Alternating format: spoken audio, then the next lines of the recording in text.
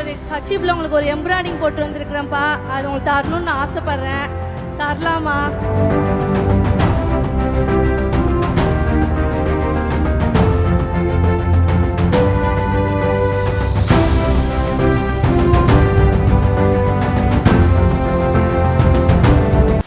என் பேர் சாரா. நான் திருவண்ணாமலை மாவட்டத்திலிருந்து இலங்கை முகாம்லேருந்து வர்றேன்.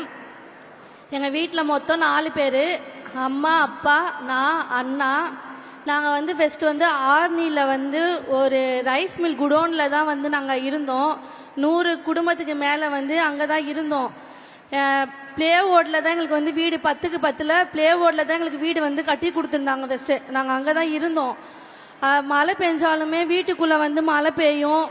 நான் ஒரு பக்கம், அண்ணா ஒரு பக்கம், தண்ணியை பிடிச்சி வெளியில் ஊற்றுன மாதிரி தான் நாங்கள் இருந்துச்சு. கிச்சன் பார்த்தா வீட்டில் இருந்து ஒரு 15 ஸ்டெப்பு தள்ளி தான் கிச்சன் வெளியில் போகிற மாதிரி இருந்துச்சு. கிச்சன்ல இருந்து பாத்ரூம் போகிறதுக்கு அது கொஞ்சம் ரொம்ப தூரமாக 30 ஸ்டெப்பு அப்படி இருந்துச்சு.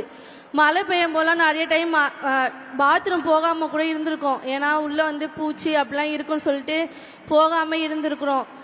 நானே நிறைய டைம் போகாமல் இருந்துட்டு இதுக்காகவே நான் டெய்லி ஸ்கூலுக்கு போவேன். ஏன்னா ஸ்கூலில் போய் ரெஸ்ட் ரூம் போய்க்கலாம் அப்படின்னு மாதிரி அப்படி தான் நாள் ஓடிட்டு இருந்துச்சு. நாங்கள் 33 வருஷமாக அங்கே தான் இருந்தோம். இப்போ 2 வருஷமாக தச்சூரில் எங்களுக்கு முதல்வர் சார் எங்களுக்கு வீடு கட்டி கொடுத்துருக்காரு. எங்களுக்கு வீட்டுலேயே பாத்ரூம் இருக்குது, வீட்டிலையே கிச்சன் இருக்குது. நாங்கள் வெளியில் போகணுன்னு எங்களுக்கு அவசியமே இல்லை. எங்களுக்கு நான் இங்கே நிற்கிறேன்.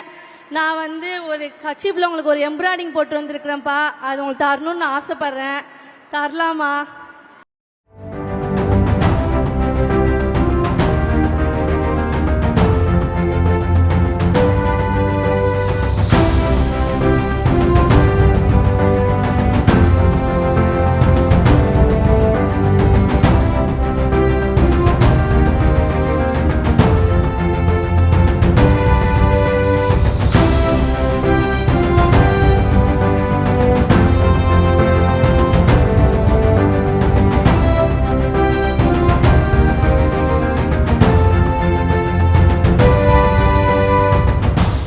தமிழர்களுக்கு என்னைக்குமே நன்றி உணர்வு என்னைக்கும் மேலோங்கி இருந்துகிட்டே இருக்கும். அதோட ஒரு சாட்சி தான் இது.